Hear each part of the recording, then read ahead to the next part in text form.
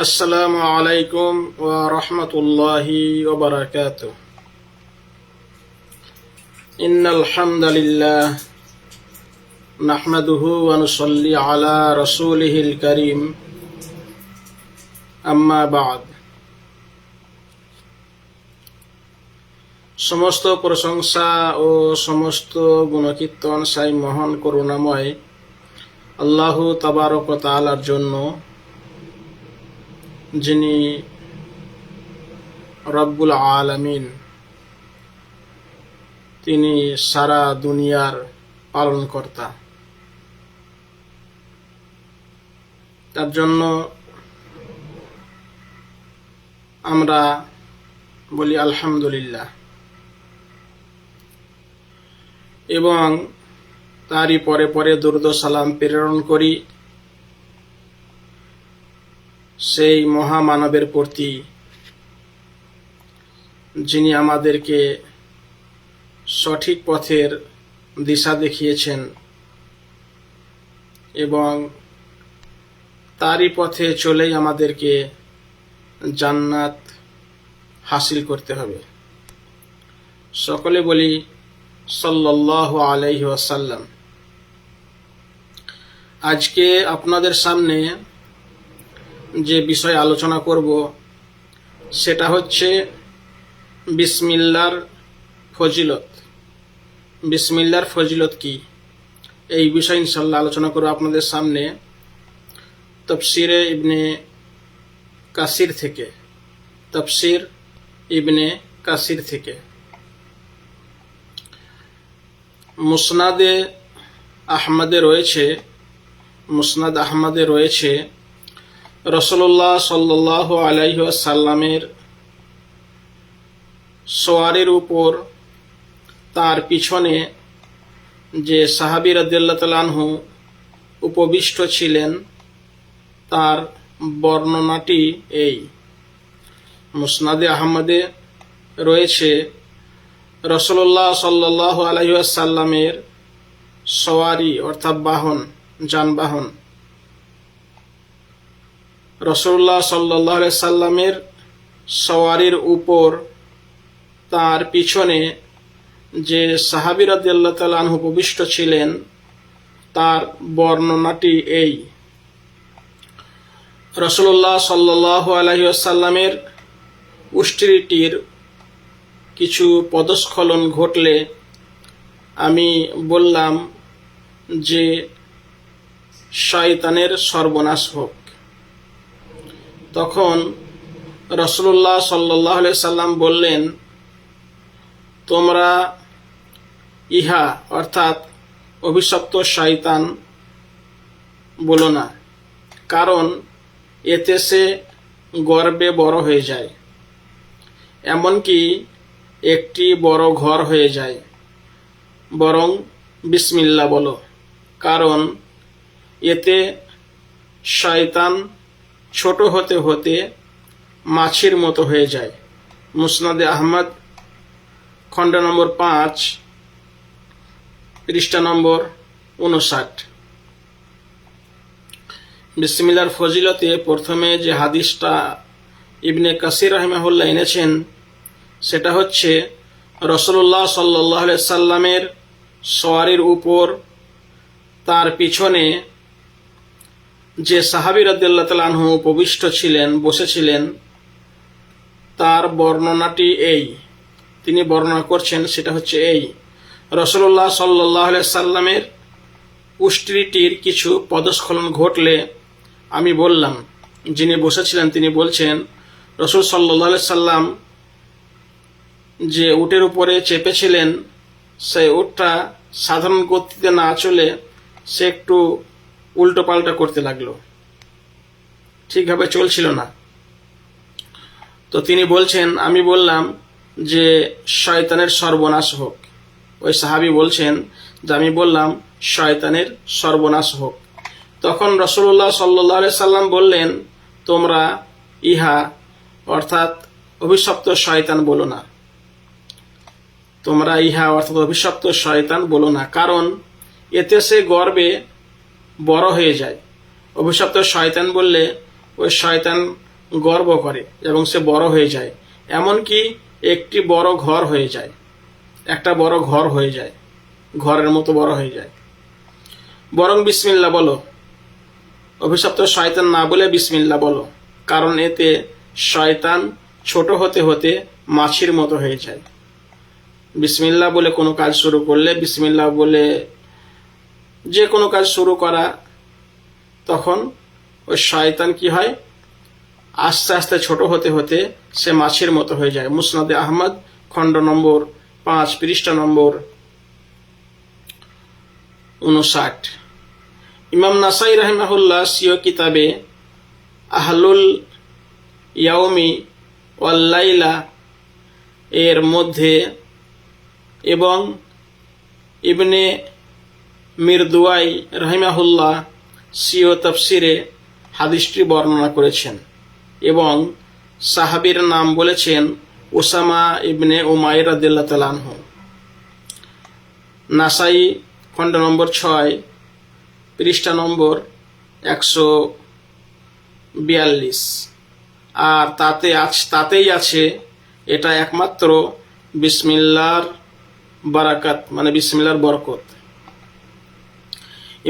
ইমাম নাসাই রাহিমাহুল্লাহ সিও কিতাবে আমালুল ইয়াউমি ওয়াল লাইলা এর মধ্যে এবং ইবনু মিরদুয়াই রাহিমাহুল্লাহ সিও তাফসিরে, তার তাফসিরে এই হাদিসটা বর্ণনা করেছেন এবং যে সাহাবী রাসূলুল্লাহ সাল্লাল্লাহু আলাইহি ওয়াসাল্লামের পিছনে ছিলেন, বসেছিলেন, তিনার নাম বলা হচ্ছে উসামা ইবনে উমাইর রাদিয়াল্লাহু তাআলা আনহু। যে সাহাবী রাসূলুল্লাহ সাল্লাল্লাহু আলাইহি ওয়াসাল্লামের সঙ্গে ছিলেন তার নাম হচ্ছে উসামা ইবনে উমাইর রাদিয়াল্লাহু তাআলা আনহু। এটা কোথায় আছে? হাদিসের নাম হচ্ছে নাসাই 6 খণ্ড পৃষ্ঠা নম্বর 142। আর তাতেই আছে এটা একমাত্র বিসমিল্লাহর বারাকাত, মানে বিসমিল্লাহর বরকত। এবার যেটা শুরু হচ্ছে সেটা হচ্ছে প্রতিটি কাজের শুরুতে বিসমিল্লাহ বলতে হবে। আমরা যখনই কোনো কাজ করতে যাব আমাদেরকে বিসমিল্লাহ বলে শুরু করতে হবে। প্রত্যেক কাজ ও কথার প্রারম্ভে বিসমিল্লাহ বলা মুস্তাহাব। প্রত্যেকটা কাজ এবং কথা বলা বা কথার শুরুতে বিসমিল্লাহ বলাটা মুস্তাহাব।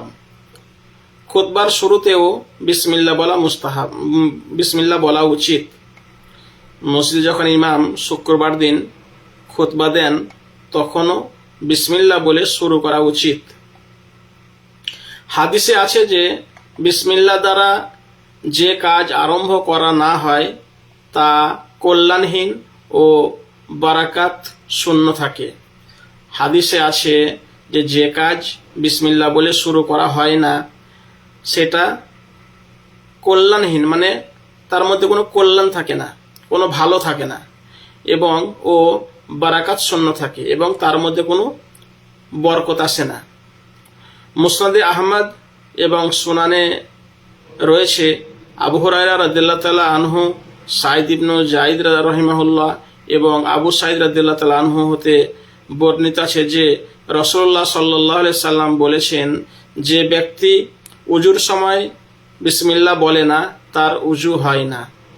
মুসনাদে আহমদ খণ্ড নম্বর 3 পৃষ্ঠা নম্বর 41, আবু দাউদ খণ্ড নম্বর 1 পৃষ্ঠা নম্বর 75, তিরমিজি খণ্ড নম্বর 1 পৃষ্ঠা নম্বর 115, নাসাই খণ্ড নম্বর 1 পৃষ্ঠা নম্বর 61, ইবনে মাজা খণ্ড নম্বর 1 পৃষ্ঠা নম্বর 140। এই হাদিসটি হাসান বা উত্তম। এখানে বলা হচ্ছে যে হাদিসে আছে বিসমিল্লাহ দ্বারা যে কাজ আরম্ভ করা হয় না তা কল্যাণহীন ও বারাকাত শূন্য হয়ে যায়, সেটা বরকত থাকে না। মুসনাদে আহমদ ও সুনানে রয়েছে আবু হুরায়রা রাদিয়াল্লাহু তাআলা আনহু, সাঈদ ইবনে যায়েদ রাহিমাহুল্লাহ এবং আবু সাঈদ রাদিয়াল্লাহু তাআলা আনহু হতে বর্ণিত আছে যে রাসূলুল্লাহ সাল্লাল্লাহু আলাইহি সাল্লাম বলেছেন, যে ব্যক্তি উজুর সময় বিসমিল্লাহ বলে না তার উজু হয় না। উজুর সময় যদি বিসমিল্লাহ না বলা হয় তার উজু হবে না। এই হাদিসটা কোথায় আছে? মুসনাদে আহমদ আবু দাউদ, তিরমিজি, নাসাই, ইবনে মাজা, এই সমস্ত কিতাবের মধ্যে হাদিসটা আছে। কোন কোন আলেম তো উজুর সময় বিসমিল্লাহ বলা ওয়াজিব বলে থাকেন। আবার কোন কোন আলেম বলেছেন যে উজুর সময় বিসমিল্লাহ বলা ওয়াজিব, বিসমিল্লাহ না বললে গুনাহ হবে, বিসমিল্লাহ বলতেই হবে। খাওয়ার সময় বিসমিল্লাহ পড়া মুস্তাহাব। খাদ্য খাবার খেতে গেলে, শুরু করতে গেলে বিসমিল্লাহ বলাটা মুস্তাহাব।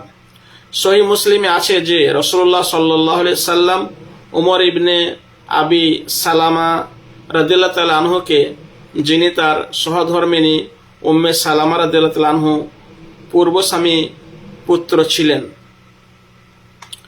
সহিহ মুসলিমে আছে রাসূলুল্লাহ সাল্লাল্লাহু আলাইহি সাল্লাম উমর ইবনে আবি সালামা রাদিয়াল্লাহু তাআলা আনহুকে, যিনি তার সহধর্মিণী উম্মে সালামা রাদিয়াল্লাহু তাআলা আনহুর পূর্ব স্বামীর পুত্র ছিলেন, তিনি বলেন, বিসমিল্লাহ বলো, ডান হাতে খাও এবং তোমার সামনের দিক থেকে খেতে থাকো।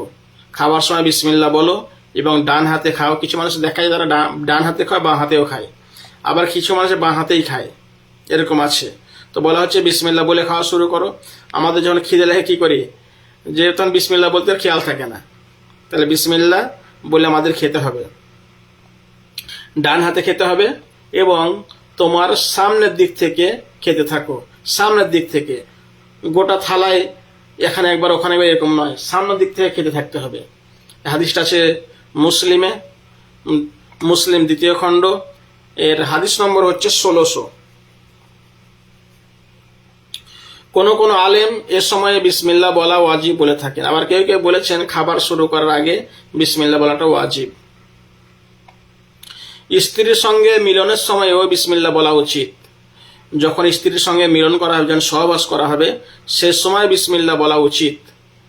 সহিহ বুখারী ও মুসলিমে ইবনে আব্বাস রাদিয়াল্লাহু তাআলা আনহু হতে বর্ণিত আছে যে রাসূলুল্লাহ সাল্লাল্লাহু আলাইহি সাল্লাম বলেছেন, তোমাদের মধ্যে কেহ স্বীয় স্ত্রীর সঙ্গে মিলনের ইচ্ছা করলে যেন সে এটা পাঠ করে নেয়।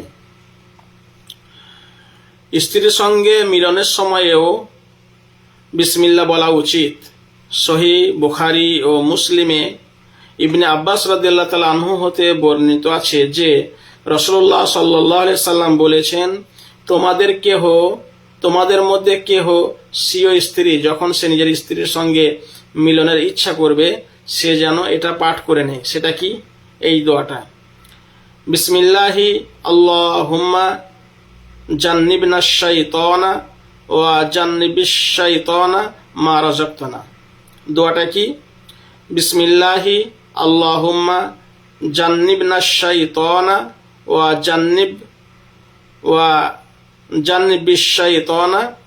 জান্নিবিশ শাইতানা মা রাযাকতানা। যার অর্থ হচ্ছে আল্লাহর নামের সঙ্গে আরম্ভ করছি। যার অর্থ হচ্ছে আল্লাহর নামের সঙ্গে আরম্ভ করছি। হে আল্লাহ, আপনি আমাদেরকে এবং যা আমাদেরকে দান করবেন তাকেও শয়তানের কবল হতে রক্ষা করুন। যার অর্থ হচ্ছে আল্লাহর নামের সঙ্গে আরম্ভ করছি। হে আল্লাহ, আপনি আমাদেরকে এবং যা আমাদেরকে দান করবেন, অর্থাৎ যে সন্তান আমাদেরকে দান করবেন, তাকেও শয়তানের কবল হতে রক্ষা করুন। এখানে রাজাক মা রাযাকতানা বলতে এখানে রিজিক, সন্তান সন্ততি, এটাও একটা রিজিক। শুধু রিজিক মানে যে খাওয়া পান করা এটা নয়, সন্তান ছেলে মেয়ে এটা আমাদের জন্য রিজিক। এক কথায় পরিধান করা, খাওয়া পান করা, সন্তান, দুনিয়াতে যা কিছু আছে আমাদের যেগুলো উপকারে আসে, প্রত্যেকটা জিনিসই আমাদের জন্য রিজিক। তিনি আরো বলেন যে এই মিলনের ফলে যদি সে গর্ভধারণ করে তাহলে শয়তান সেই সন্তানের কোনো ক্ষতি করতে পারবে না।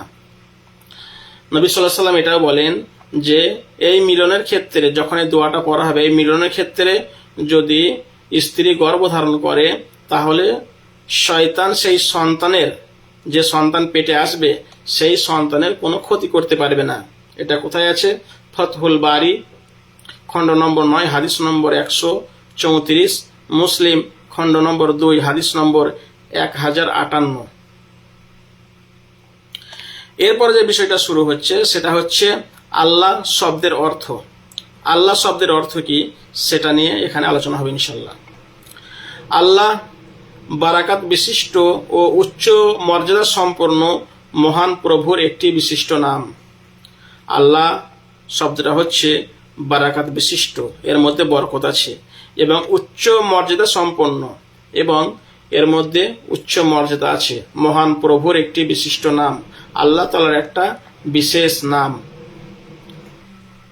বলা হয় যে এটাই ইসমে আজম, এটাকে আল্লাহ শব্দটাকেই ইসমে আজম বলা হয়, কেননা সমুদয় উত্তম গুণের সঙ্গে এটাই গুণান্বিত হয়ে থাকে। বলা হয়ে থাকে এটাই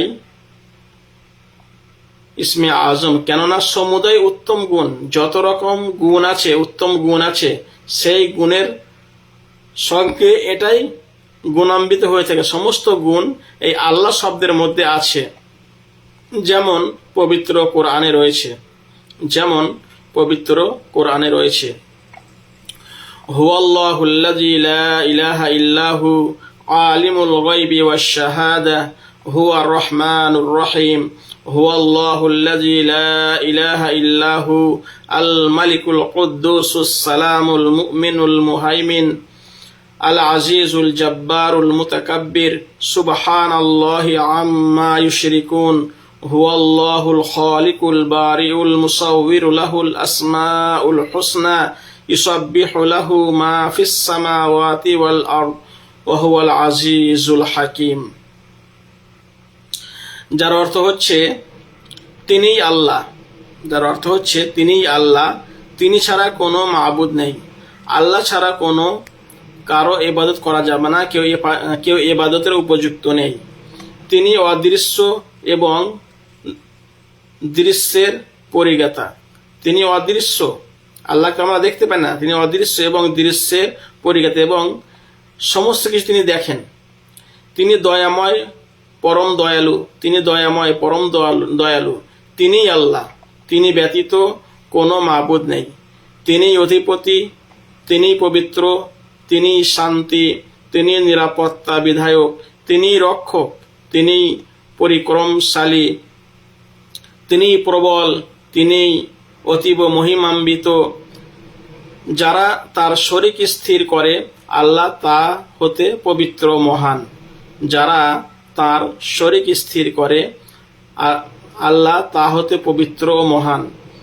তিনিই আল্লাহ সৃজনকর্তা, উদ্ভাবক, রূপদাতা, সকল উত্তম নাম তারই। আকাশ ও পৃথিবীতে যা কিছু আছে সমস্তই তার পবিত্রতা ও মহিমা ঘোষণা করে। তিনি পরিক্রমশালী, প্রজ্ঞাময়। সূরা হাসর সূরা নম্বর 59 আয়াত নম্বর 22 থেকে 24। এই আয়াতসমূহে আল্লাহ ছাড়া অন্যান্য সব কিছুর গুণবাচক নাম এবং ওগুলি আল্লাহ শব্দেরই বিশেষণ। এই আয়াতসমূহে আল্লাহ ছাড়া অন্যান্য সবগুলি গুণবাচক নাম, ওইগুলো আল্লাহর গুণবাচক নাম, যেগুলো বলা হলো না আগে, যে আলিমুল গায়বি ওয়াশ শাহাদা হুয়া রহমান রহিম, মালিক কুদ্দুস সালাম মুমিন মুহাইমিন আজিজ জব্বার মুতাকাব্বির, তারপরে খালিক বারি আল মুসাউবির, এই সমস্তগুলো হচ্ছে আল্লাহর গুণবাচক নাম। এই আয়াত সমূহে আল্লাহ ছাড়া অন্যান্য সবগুলি গুণবাচক নাম এবং ওগুলি আল্লাহ শব্দেরই বিশেষণ। সুতরাং মূল ও প্রকৃত নাম আল্লাহ, মূল ও প্রকৃত নাম আল্লাহর যে আসল যে নাম সেটা হচ্ছে আল্লাহ। মূল ও প্রকৃত নাম সেটা কি? আল্লাহ। যেমন আল্লাহ সুবহানাহু ওয়া তাআলা বলেন, যেমন আল্লাহ সুবহানাহু ওয়া তাআলা বলেন, ওয়ালিল্লাহিল আসমাউল হুসনা ফাদউহু বিহা, ওয়ালিল্লাহিল আসমাউল হুসনা ফাদউহু বিহা। যার অর্থ হচ্ছে আর আল্লাহর জন্য সুন্দর সুন্দর নাম রয়েছে। ওই আয়াতটার অর্থ হচ্ছে আল্লাহর জন্য সুন্দর সুন্দর নাম রয়েছে, সুতরাং তোমরা তাকে সেই সব নামেই ডাকবে। আল্লাহর যে সুন্দর সুন্দর নাম রয়েছে সেই সব নামে আল্লাহকে ডাকতে হবে।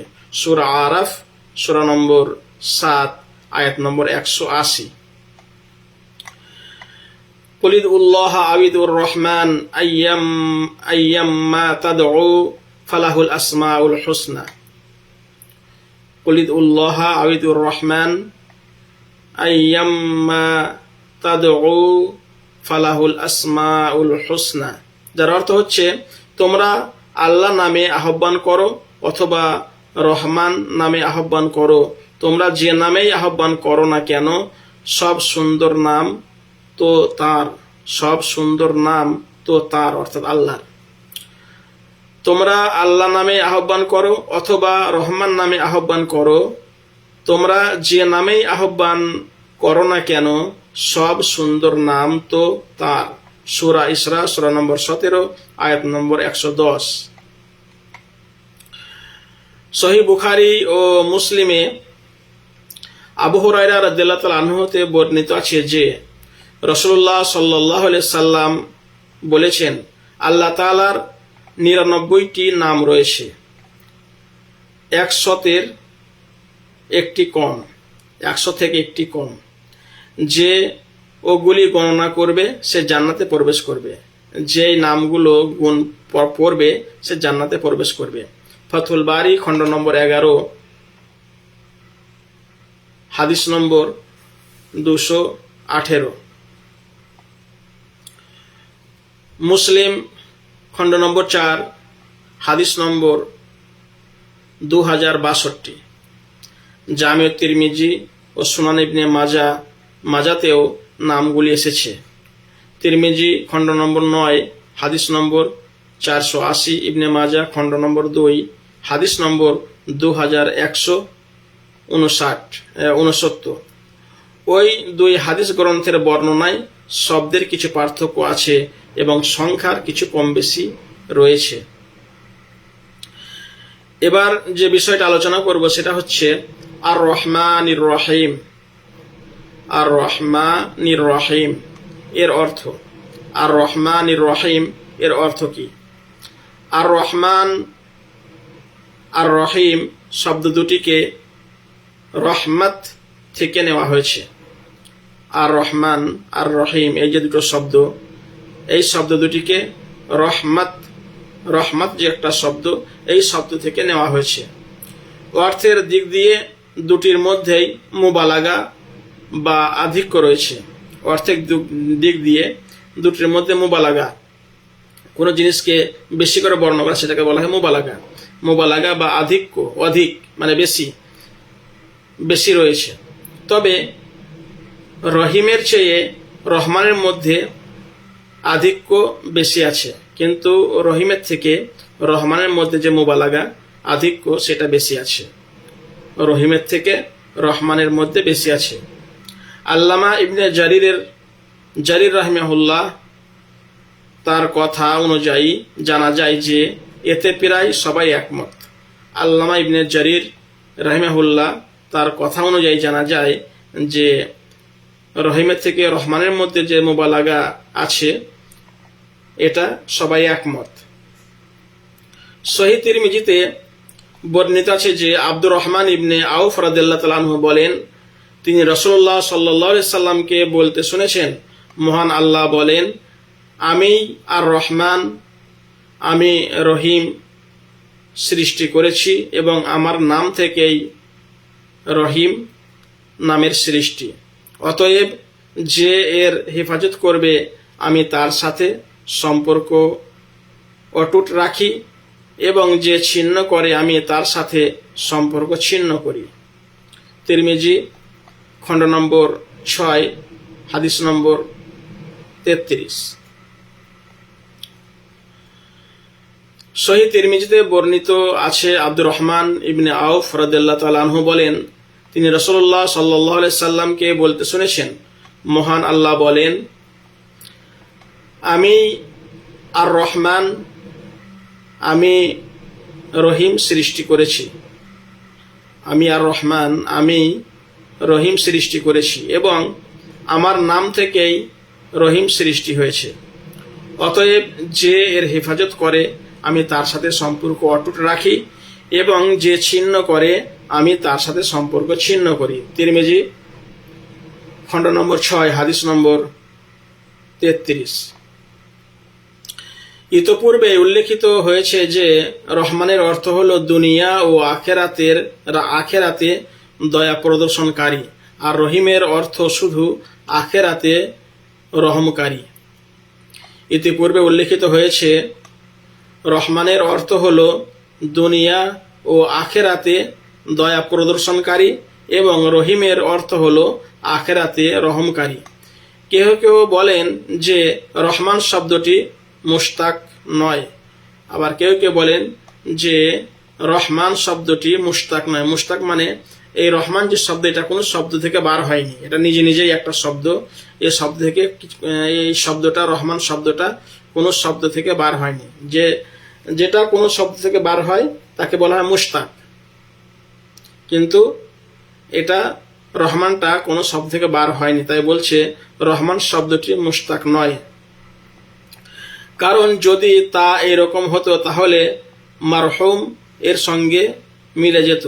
যদি রহমান শব্দটা মুশতাক হতো তাহলে মারহুম এর সঙ্গে মিলে যেত। মারহুম শব্দের অর্থ যার প্রতি রহম করা হয় তাকে বলা হয় মারহুম। অথচ কোরআনুল হাকিমের মধ্যে ওয়াকানা বিল মুমিনিনা রহিমা, যার অর্থ হচ্ছে এবং তিনি মুমিনদের প্রতি পরম দয়ালু, সূরা আহজাব সূরা নম্বর 33 আয়াত নম্বর 43 এসেছে। ইবনে আব্বাস রাদিয়াল্লাহু তাআলা আনহু বলেন, এই দুটি নামই করুণা ও দয়া বিশিষ্ট। ইবনে আব্বাস রাদিয়াল্লাহু তাআলা আনহু বলেন, এই দুটি নামই করুণা ও দয়া বিশিষ্ট। একের সঙ্গে অন্যের তুলনা দয়া করুণা বেশি আছে। একের মধ্যে অন্যের তুলনায় দয়া ও করুণা বেশি আছে। ইবনে জারির রাহিমাহুল্লাহ বলেন যে রহমানের অর্থ হলো যিনি সমুদয় সৃষ্টি জীবের প্রতি করুণা বর্ষণকারী, আর রহিমের অর্থ হলো যিনি মুমিনদের উপর দয়া বর্ষণকারী। ইবনে জারির রাহিমাহুল্লাহ বলেন রহমানের অর্থ হলো যিনি সমুদয় সৃষ্টি জীবের প্রতি করুণা বর্ষণকারী, আর রহিমের অর্থ হলো যিনি মুমিনদের উপর দয়া বর্ষণকারী। যেমন কোরআনুল হাকিমের নিম্নের দুটি আয়াতে রয়েছে, সুম্মাস্তাওয়া আলাল আরশের রহমান, যার অর্থ হচ্ছে অতঃপর তিনি আরশে সমাহীন হন। সূরা ফুরকান সূরা নম্বর 25 আয়াত নম্বর 59। আল্লাহ বলেন আর রহমানু আলাল আরশিস্তাওয়া, আল্লাহ তাআলা বলেন আর রহমানু আলাল আরশিস্তাওয়া। আর রহমানু আলাল আরশিস্তাওয়া, যার অর্থ হচ্ছে দয়াময় আরশে সমাহীন। সূরা তাহা সূরা নম্বর 20 আয়াত নম্বর 5। আল্লাহ সুবহানাহু ওয়া তাআলা বর্ণনা করেন যে তিনি তার আর রহমান নাম সহ আরশে অবস্থান করেছেন এবং তার সকল সৃষ্টিকে তার দয়া ও রহমত ঘিরে রেখেছে। আল্লাহ সুবহানাহু ওয়া তাআলা বর্ণনা করেন তিনি তার আর রহমান নাম সহ আরশে অবস্থান করছেন এবং তার সকল সৃষ্টিকে তার দয়া ও রহমত ঘিরে রেখেছে এবং তার সকল সৃষ্টিকে তার রহমত দয়া ঘিরে রেখেছে। তিনি বলেন ওয়াকানা বিল মুমিনিনা রহিমা, এবং তিনি মুমিনদের প্রতি পরম দয়ালু। সূরা আহজাব সূরা নম্বর 33 আয়াত নম্বর 43। সুতরাং জানা গেল যে রহমান এর মধ্যে রহিম এর তুলনায় মুবালাগা অনেক গুণ বেশি আছে। সুতরাং জানা গেল যে রহমান এর মধ্যে রহিম এর তুলনায়, অর্থাৎ রহমানের মধ্যে রহিমের তুলনায় মুবালাগা অনেক বেশি আছে। কুরতুবী খণ্ড নম্বর 1 পৃষ্ঠ নম্বর 105। কিন্তু হাদিসের একটি দোয়ার মধ্যে ইয়া রহমান আদ-দুনিয়া ওয়াল আখিরা ওয়া রহিমাহুমা, কিন্তু হাদিসের একটি দোয়ার মধ্যে ইয়া রহমান আদ-দুনিয়া, ইয়া রহমান আদ-দুনিয়া ওয়াল আখিরা ওয়া রহিমাহুমা এভাবে এসেছে। রহমান নামটি আল্লাহ তাআলার জন্য নির্ধারিত। রহমান নামটি আল্লাহ তাআলার জন্য নির্ধারিত, তিনি ছাড়া আর কারো এ নাম হতে পারে না। রহমান যে নাম, এটা আল্লাহ ছাড়া আর কারো হতে পারে না। যেমন আল্লাহ তাআলার নির্দেশে রয়েছে কুলিল্লাহ আউযুর রহমান আইয়াম্মা তাদউ ফালাহুল আসমাউল হুসনা, যার অর্থ হচ্ছে বলো তোমরা আল্লাহ নামে আহ্বান করো অথবা রহমান নামে আহ্বান করো, তোমরা যে নামে আহ্বান করো না কেন সব সুন্দর নাম তো তাঁর। সূরা ইসরা সূরা নম্বর 17 আয়াত নম্বর 110। অন্য একটি আয়াতে আছে ওয়াসআল মান আরসালনা মিন ক্বাবলিকা মির রুসুলিনা আজআলনা মিন দুনি রহমানি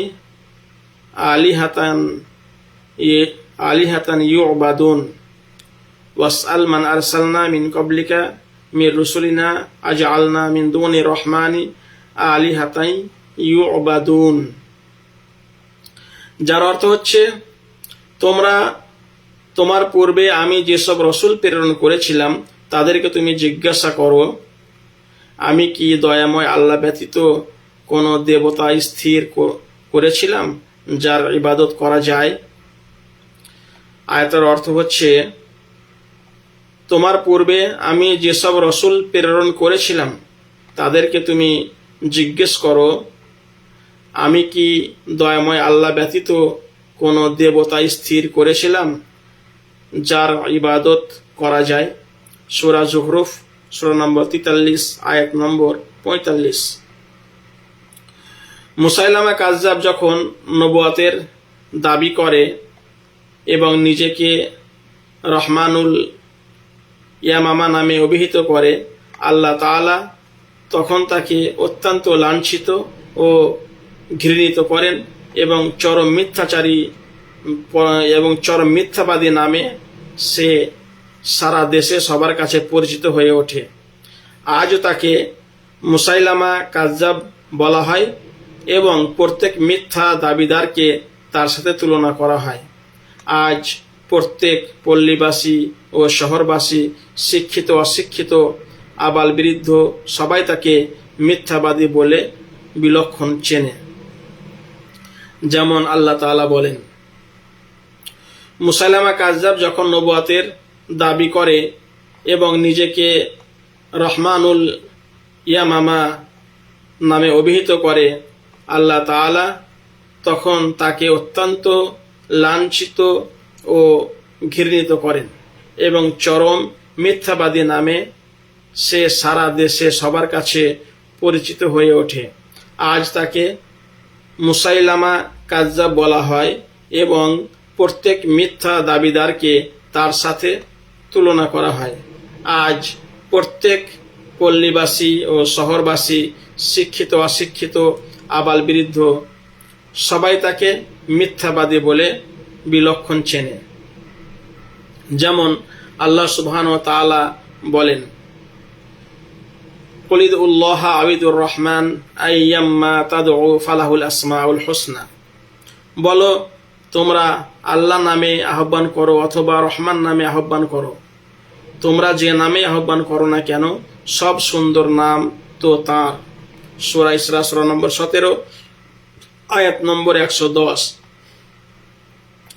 মুসাইলামা কাযযাব এর জঘন্যতম স্পর্ধা দেখালেও সে সমূলে ধ্বংস হয়েছিল এবং তার ভ্রষ্ট সঙ্গীদের ছাড়া এটা অন্যের উপর চালু হয়নি।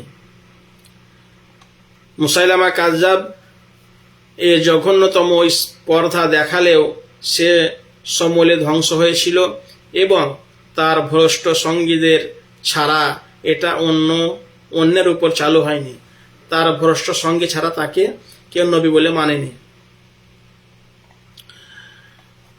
রহিম বিশেষণটির সঙ্গে আল্লাহ তাআলা অন্য কেউ বিশেষিত করেছেন। রহিম যে শব্দ, এই রহিম বিশেষণ বলতে যেটাকে গুণ বলা হয়, গুণ। রহিম বিশেষণটির সঙ্গে আল্লাহ তাআলা অন্য কেউ বিশেষিত করেছেন, মানে অন্য কারোর সঙ্গে এটা জুড়েছেন, বিশেষিত করেছেন। তিনি বলেন, লাকাদ জাআকুম রাসূলুম মিন আনফুসিকুম আজিজুন আলাইহি মা আনিতুম হারিসুন আলাইকুম বিল মুমিনিনা রাউফুর রহিম। তিনি বলেন, লাকাদ জাআকুম রাসূলুম মিন আনফুসিকুম আজিজুন আলাইহি মা আনিতুম হারিসুন আলাইকুম বিল মুমিনিনা রাউফুর রহিম। যার অর্থ হচ্ছে, তোমাদের নিকট আগমন করেছে তোমাদেরই মধ্যকার এমন একজন রসূল যার কাছে তোমাদের ক্ষতিকর বিষয় অতি কষ্টদায়ক মনে হয়, যে হচ্ছে তোমাদের খুবই হিতাকাঙ্ক্ষী, মুমিনদের প্রতি বড়ই স্নেহশীল, করুণাপরায়ণ। সূরা তাওবা সূরা নম্বর 9 আয়াত নম্বর 108। আয়াতের অর্থ হচ্ছে, তোমাদের নিকট আগমন করেছে তোমাদেরই মধ্যকার এমন একজন রসূল যার কাছে তোমাদের ক্ষতিকর বিষয় অতি কষ্টদায়ক মনে হয়, যে হচ্ছে তোমাদের খুবই হিতাকাঙ্ক্ষী, মুমিনদের প্রতি বড়ই স্নেহশীল, করুণাপরায়ণ। সূরা তাওবা সূরা নম্বর 9 আয়াত নম্বর 128। এই আয়াতে আল্লাহ তাআলা স্বীয় নবীকে রহিম বলেছেন। এই আয়াতে আল্লাহ সুবহানাহু ওয়া তাআলা নবী সাল্লাল্লাহু আলাইহি সাল্লামকে রহিম বলেছেন। এভাবেই তিনি স্বীয় কতগুলি নাম দ্বারা অন্যদেরকেও স্মরণ করেছেন। যেমন তিনি বলেন, ইন্না খলাকনাল ইনসানা মিন নুতফাতিন আমসাজিন নাবতালিহি ফাজআলনাহু সামিআন বাসীরা। যেমন তিনি বলেন, ইন্না খলাকনাল ইনসানা মিন নুতফাতিন আমসাজিন নাবতালিহি ফাজআলনাহু সামিআন বাসীরা। যার অর্থ হচ্ছে, আমি তো মানুষকে সৃষ্টি করেছি মিলিত শুক্রবিন্দু হতে। যার অর্থ হচ্ছে, আমি তো মানুষকে সৃষ্টি করেছি মিলিত শুক্রবিন্দু হতে, তাকে পরীক্ষা করার জন্য। এজন্য আমি তাকে করেছি শ্রবণ ও দৃষ্টি শক্তি সম্পন্ন। আমি তো মানুষকে সৃষ্টি করেছি মিলিত শুক্রবিন্দু হতে, তাকে পরীক্ষা করার জন্য। অর্থাৎ মানুষকে তো সৃষ্টি করা হচ্ছে বাবা এবং মায়ের শুক্রবিন্দু হতে, তাকে পরীক্ষা করার জন্য, যে তাকে আমি পরীক্ষা করব। এই জন্য আমি তাকে করেছি শ্রবণ ও দৃষ্টিশক্তি সম্পন্ন। সে যেন শুনতে পায়, সে যেন দেখতে পায়, তারপর সে ভালো মন্দ যেন সে বিচার বিবেচনা করতে পারে। এই শক্তিগুলো আমি তাকে দান করেছি। কেন? তাকে আমি পরীক্ষা করব। সূরা দাহর, সূরা ইনসান বা সূরা দাহর আয়াত সূরা নম্বর 76 আয়াত নম্বর 2। এখানে আল্লাহ তাআলা মানুষকে সামিউন ও বাসিরুন বলেছেন। এখানে আল্লাহ তাআলা মানুষকে সামিউন ও বাসিরুন বলেছেন। মোট কথা এই যে আল্লাহর কতগুলি নাম এমন রয়েছে যেগুলোর প্রয়োগ ও ব্যবহার অন্য অর্থেও অন্যের উপর হতে পারে। আল্লাহর কতগুলি নাম এমন রয়েছে যেগুলির প্রয়োগ ও ব্যবহার অন্য অর্থে অন্যের উপরও হতে পারে, এবং কতগুলি নাম আবার আল্লাহ ছাড়া অন্য কারো উপর ব্যবহৃত হতেই পারে না। যেমন আল্লাহ রহমান, খালেক, রাজেক বা রাজ্জাক। এজন্যই আল্লাহ তাআলা প্রথম নাম নিয়েছেন আল্লাহ। এজন্যই আল্লাহ প্রথম নাম নিয়েছেন আল্লাহ, অতঃপর ওর বিশেষণ রূপে রহমান এনেছেন। কেননা রহিমের তুলনায় এর বিশেষত্ব ও প্রসিদ্ধ অনেক গুণে বেশি। আল্লাহ সর্বপ্রথম তার সবচেয়ে বিশিষ্ট নাম নিয়েছেন। আল্লাহ সর্বপ্রথম তার সবচেয়ে বিশিষ্ট নাম নিয়েছেন, কেননা নিয়ম রয়েছে সর্বপ্রথম সবচেয়ে মর্যাদা সম্পন্ন নাম নেয়া।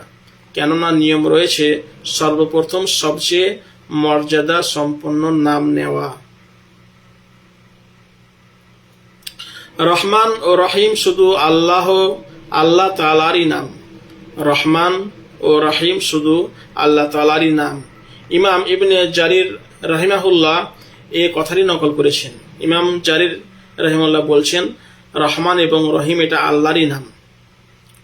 কেউ কেউ বলেন যে আল্লাহ তাআলা নিম্নের আয়াতটি অবতীর্ণ করার পূর্বে কুরাইশ কাফিররা রহমানের সাথে পরিচিতই ছিল না।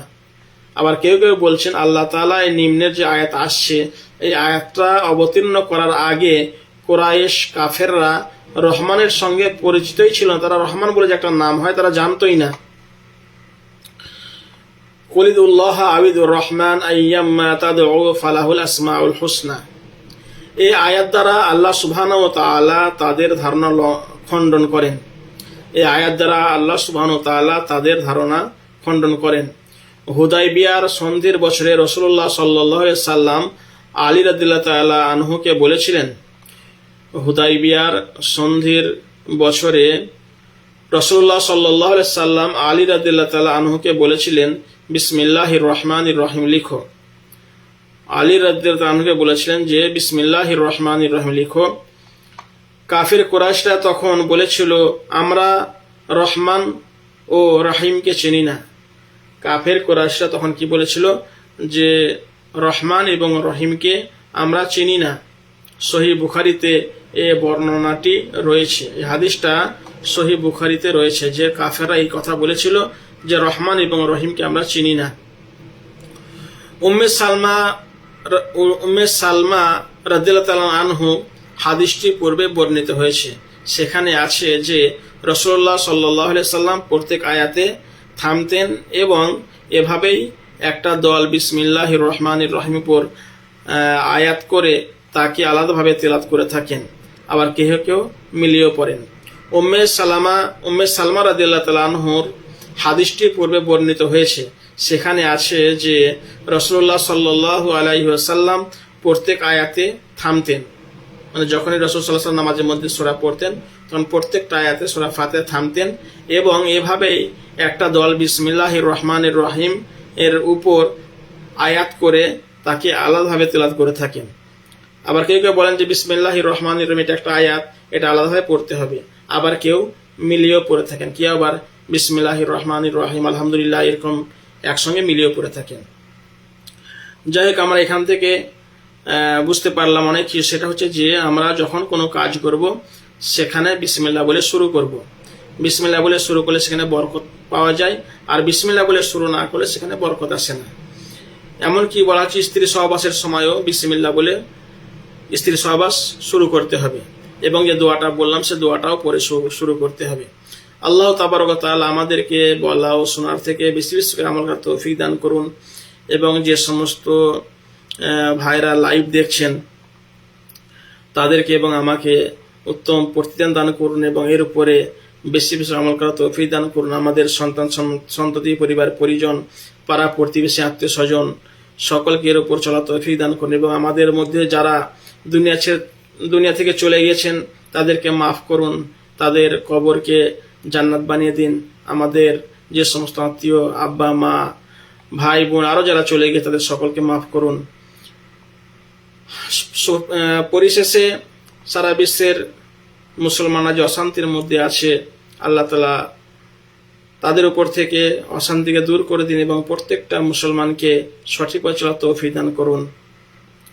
মুসলমানদের ইমানের হেফাজত করুন, আমলের হেফাজত করুন, জান মালের হেফাজত করুন এবং প্রত্যেকটা মুসলমানকে সঠিক পথে চলার তৌফিক দান করুন। ওয়া আখিরু দাওয়ানা আলহামদুলিল্লাহি রাব্বিল আলামিন। আসসালামু আলাইকুম ওয়া রাহমাতুল্লাহি ওয়া বারাকাতুহু।